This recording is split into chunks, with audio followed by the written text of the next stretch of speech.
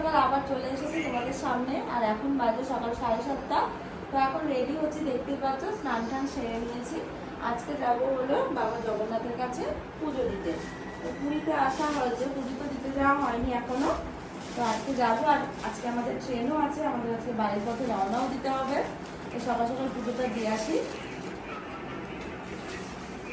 আর ওখানে দেখতেই পাচ্ছ বোন রেডি হয়ে গেছে, আমার ছোট মানিও রেডি হয়ে গেছে, সোনা পাপা রেডি হয়ে শুয়ে রয়েছে, যেহেতু সকাল সকাল উঠেছে।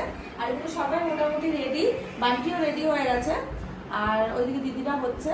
তো চলো পুজোটা মন্দিরে যাবো। মন্দিরের ভেতরে তো তোমাদেরকে বাবা জগন্নাথকে দর্শন করাতে পারবো না, ভেতরে যেহেতু ফোন অ্যালাউ নেই, তোমরাও জানো। তো বাইরে থেকে একটু মন্দিরটা তোমাদেরকে দর্শন করিয়ে দেবো।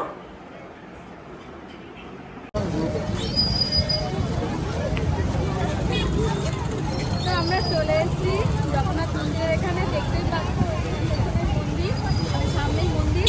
আমরা মন্দিরে প্রবেশ করিনি, এখন সবে আসলাম। এখন মন্দিরে প্রবেশ করতে হবে। তার আগে তোমরা মন্দিরটা দেখে নাও একটু বাইরে থেকে।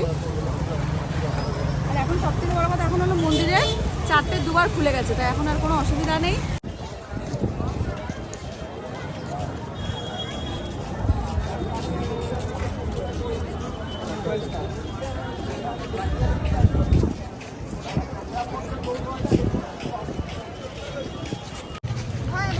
কটা বাজে এখন? ঘড়ি বন্ধ হয়ে গেছে, এত ভিড় আছে, ঘড়ি বন্ধ হয়ে গেছে, চার্জ শেষ হয়ে গেছে মনে হয়। হ্যাঁ এসি, এসি আজকে 8টার সময়, 8টার সময় এসেছিলাম তাই তো। 8টার সময় এসি, এখন 12টা বাজে, 4 ঘন্টা লাগলো। মানে লাইন এত, আজকে এত করে লাইন, বাইরে থেকে লাইন দেখে দিলাম তোমাদেরকে, মানে প্রচুর লাইন এখনো। আর জামা এখন অবস্থা খারাপ, তোমার সাথে বাচ্চা নিয়ে এসেছিলাম। হ্যাঁ তোমাদের দেখালাম তো যে কতটা লাইন ছিল, এখন লাইন আছে এখনো। তো ভিতরে ফোন নিয়ে অ্যালাউ নেই, না ভিতরটা দেখাতাম যে কী অবস্থা ভিতরে। তো এখন আমরা রুমের দিকে যাবো, মানে 12টা বাজে, অবস্থা খারাপ হয়ে গেছে। তো চলো রুমে যাবার কথা হচ্ছে আমার।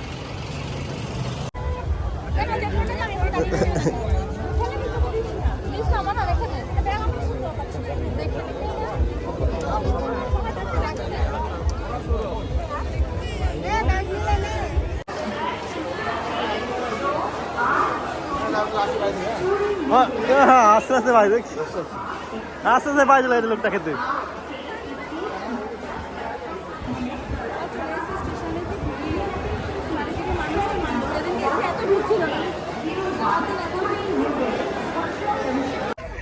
আমরা উঠে গেছি ট্রেনে।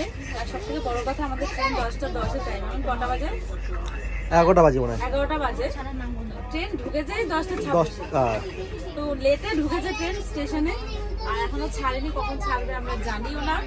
আর আমাদের সিট পড়েছে এমন, আমরা পড়েছি এক জায়গায়, আর আমাদের আরেক জায়গায় পড়েছে, আর দিদিদের এখানে। আমরা এখনো বসে আছি এখানে, দেখা যায় কারোর সাথে যদি একটু অ্যাডজাস্টমেন্ট করা যায়। মনে হচ্ছে করা যাবে না, যাই হোক আলাদা আলাদাই বসতে হবে।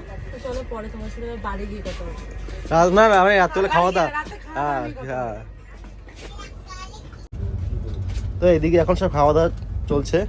এই যে রাতে খাওয়া দাওয়া কি ট্রেনের মধ্যে?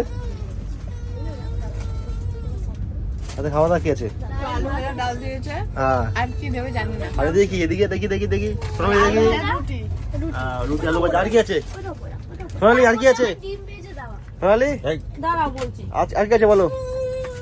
মাংস, ডাল, ভাত, তারপর অনেক খাবার, রুটি, আলু ভাজা, ডিম সেদ্ধ। আচ্ছা খাবার। হ্যাঁ, আর এদিকে ট্রেন ফাঁকা, ট্রেনে কেউ নেই। ট্রেনে মনে আসলে আমরা কজন, ট্রেনে সেরকম কেউ নেই। উঠবে পরের স্টেশন থেকে। তো আমরা এখন চলে এসেছি হাওড়া স্টেশনে। গরমও ছিল এখানে, গরম ঠান্ডায় যাইনি আমরা। তো নেমে পড়েছি, যেখানে 7:13-তে নামার কথা, সেখানে নেমেছি 9:15-তে, মানে 2 ঘন্টা লেট হয়ে গেছে অলরেডি। আর যেহেতু 1 ঘন্টা মানে লেট হয়েছে, তাও এক্সট্রা 1 ঘন্টা। তো ফাইনালি আমরা যাবো নবদ্বীপ যাবে। হ্যাঁ এই যে দাঁড়িয়ে স্ট্যান্ড এখনো। হ্যাঁ তো আমরা এখন বাইরে যাবো, বাইরে থেকে গেলে কী করা যায়, গাড়ি যাবো কি ট্রেনে যাবো, দেখা যাক। বাইরে না গেলে বোঝা যাচ্ছে না। তো আজকের ভিডিওটা এখানে শেষ করছি, আবার বেশি বড় করবো না। যদি ভালো লাগে অবশ্যই লাইক, কমেন্ট, শেয়ার। তো চলো আবার নেক্সট ভিডিও চলে আসবো তোমাদের কাছে।